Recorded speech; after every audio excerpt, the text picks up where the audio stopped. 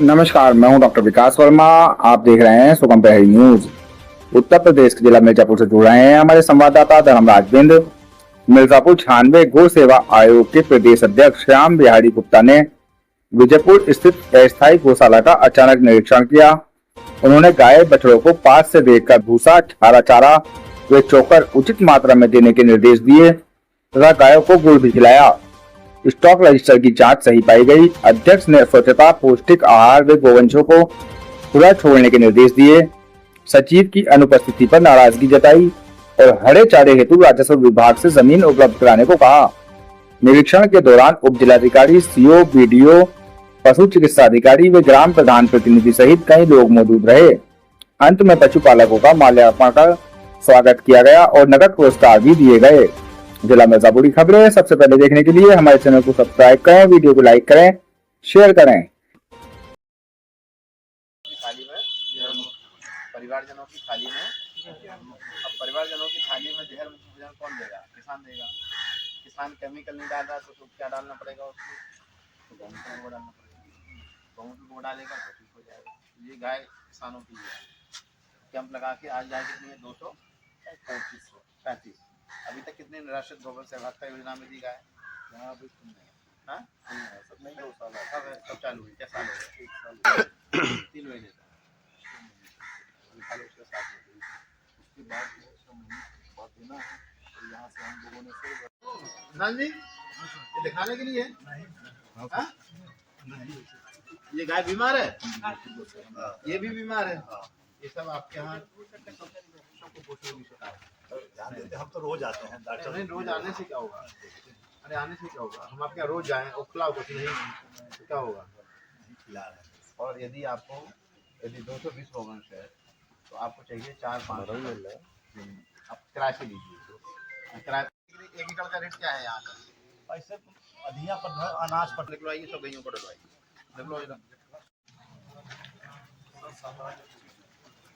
आप बताइए, एक गांव में 200 परिवार हैं, 200 हैं। एक बच्चा दिख रहा है मैं केवल, ये 2-3 है, सब कुपोषित बच्चे हैं जो दिख रहे हैं आप। सबकी हड्डी बस रही है। प्रधान जी आप तो वही, आपके चेहरे पर इतना तेज है, आप चमक रहे हो। गाय सेक्रेटरी कहाँ है? भैया थोड़ा सा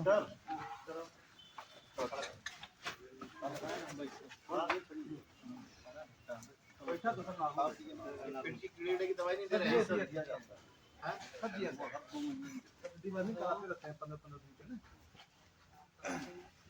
छोटे-छोटे बच्चे कहाँ भोजन करते हैं? माँ के साथ लेते हैं। आया काम करने वाला कौन?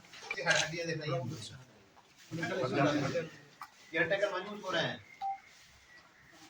हाँ, आप इतने चुस्त दुरुस्त हो और गैया तुम्हारी सूख रही है। क्या नाम है तुम्हारा? नंदलाल। यार तुम्हारा इतना अच्छा नाम है। नंद के पास कितने के पालन किसने किया? डलवाइए जरा खाने का।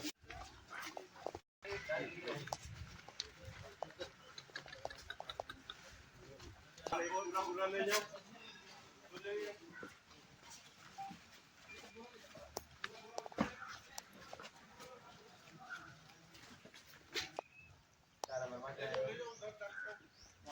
क्या चल रहा है? उसका कहाँ से आता है? भूसा तो बहुत महंगा है यहाँ पे। 160 की क्वालिटी खिलाना है।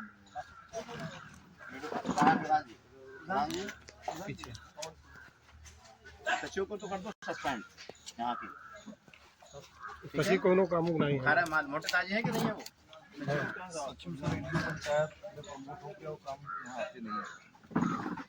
आप ये बताइए, यहाँ गोवंश के लिए एक दिन में एक गाय के लिए कितना चोकर या दाना उपलब्ध कराना है?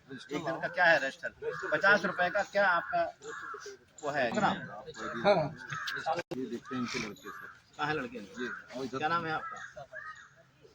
आपका राटे कट्टे लग रहे हो, गई तुम्हारी सूख रही है। एक दिन में एक गाय को कितना चोकर देना है दाना? 400 ग्राम। क्या है तुम्हारा? 50 रुपए का वेरिफिकेशन क्या है बताइए। 50 रुपए में कितना सूखा चारा देते, कितना हरा चारा देते, कितना दाना देते? हाँ, यहाँ भूसा का रेट क्या है? 9.5 रुपये। और भरने 9.5 4 किलो हो गया, 90 को 36 37 38 रुपये हो गया है। फिर क्या देते हैं आप? कितना? 400 ग्राम कितना होगा? हो गया। क्या रेट है आता है? रजिस्टर दिखाइए जो आता है। 178 मेंटेन कागज कौन करता है इनके? 878 में से 784 कितना हो गया है? 70 और 16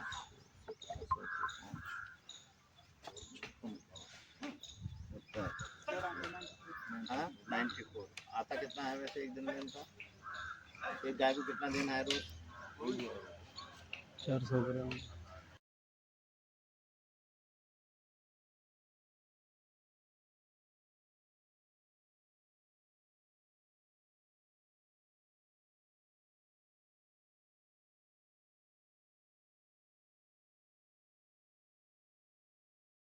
जयपुर गांव के अस्थायी गौ आश्रय स्थल पर निरीक्षण करने के लिए आए हैं और इस गौशाला को हम इस जिले का गौ आधारित प्राकृतिक खेती और पंचगव्य उत्पादों का ट्रेनिंग सेंटर इसको बनाना है। पूज्य योगी आदित्यनाथ जी की जब 2017 में सरकार बनी तो उसी दिन उन्होंने कत्ल खानों को बंद किया और गौवंश की तस्करी बंद हुई और आज वो गौवंश गौशाला अस्थायी गौशालाओं की गौशाला स्थलों के रूप में बदल गए हैं और पूरे प्रदेश में 7,716 स्थानों पर गौवंश का संरक्षण और संवर्धन हो रहा है और इसमें 12,58,000 गौवंश है। हम लोगों को गौ सेवा आयोग को माननीय मुख्यमंत्री जी ने निर्देशित किया है इन गौशालाओं को आत्मनिर्भर बनाना है। उसी योजना के अंतर्गत जो हमारे कुछ स्थान जिन्होंने हम लोगों ने चयन किया है उसमें से हमारा माँ विंध्यवासिनी का तीर्थ क्षेत्र मिर्जापुर भी है और आज हम जिस गौशाला पे आए हुए हैं इसको हम निरीक्षण किया और यहाँ पर हम गौ आधारित प्राकृतिक खेती का जो ट्रेनिंग सेंटर होगा आसपास के किसानों को गाय दी जाएंगी और एक गाय जो किसान गौशाला से ले जाएगा उसको 1500 रुपये महीना, 4 गाय ले जाएगा उसको 6,000 रुपये महीना यहाँ उसको मिलेगा, उसके खाते में जाएगा और सभी को हरे चारे उत्पादन के लिए हम लोग उसका प्लांटिंग मटेरियल उपलब्ध कराएंगे जिससे वो साल भर तक हर गाय को कम से कम 5 से 10 किलो हरा चारा दें और इसके साथ में जो है जो मूत्र गोबर से जो गौ आधारित प्राकृतिक खेती करेंगे जिसमें जीवामृत बनाना है, बीजामृत बनाना है, घनजीवामृत बनाना है, गायों के लिए पक्का कैटल शेड बनाना है। तो एसडीएम साहब भी यहाँ पर हमारे बीडीओ साहब भी हैं, पशु चिकित्सा अधिकारी भी हैं।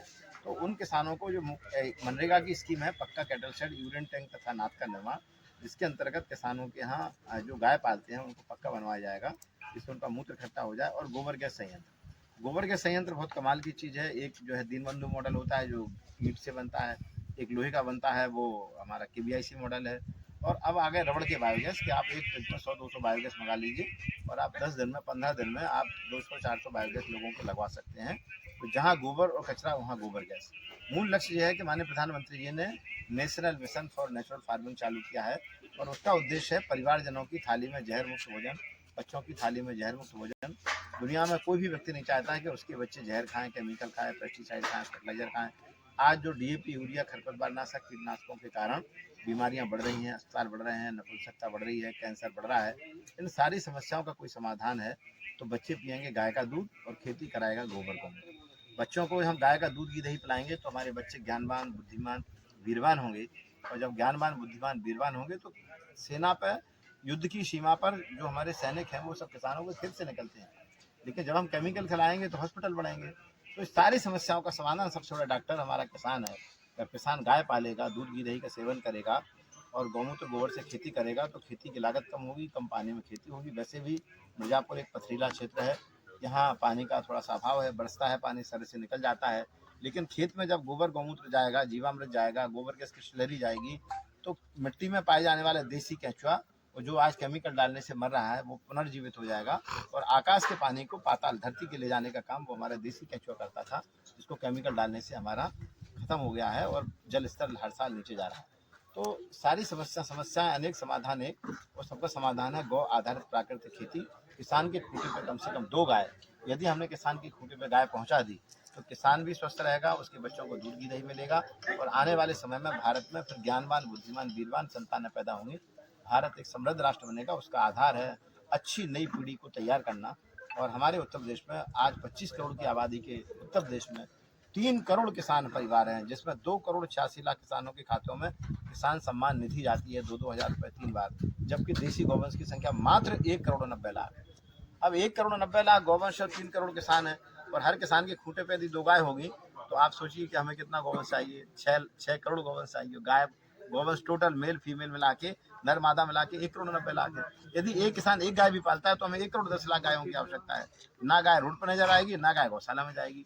तो इसी लक्ष्य को लेते हुए पूज्य हमारे पशुपालन मंत्री माननीय धर्मपाल जी और हमारे प्रदेश में माननीय मुख्यमंत्री पूज्य योगी आदित्यनाथ जी ने हम लोगों को जो निर्देश दिए हैं कि गौवंश गौशाला का जो गौवंश है उसको किसानों के घरों ले जाओ, उनका दो, और जो गौशालाएं ठीक नहीं चल रही हैं उनको महिला स्वयं सहायता समूह, एफपीओ, स्वयंसेवी संस्थाएं, इनको सुपुर्द करिए।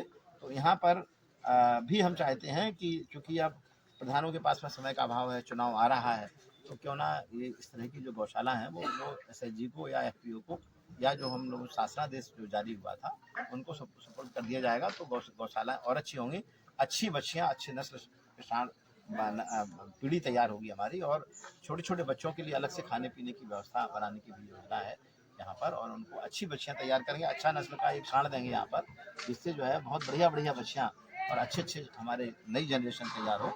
तो इस उद्देश्य से आज हम लोगों का हरा चारा के लिए क्या कहेंगे? हरे चारे के लिए देखिए, मैं झांसी का रहने वाला हूँ। भारत नहीं बल्कि एशिया का सबसे बड़ा चारागाह चारा अनुसंधान केंद्र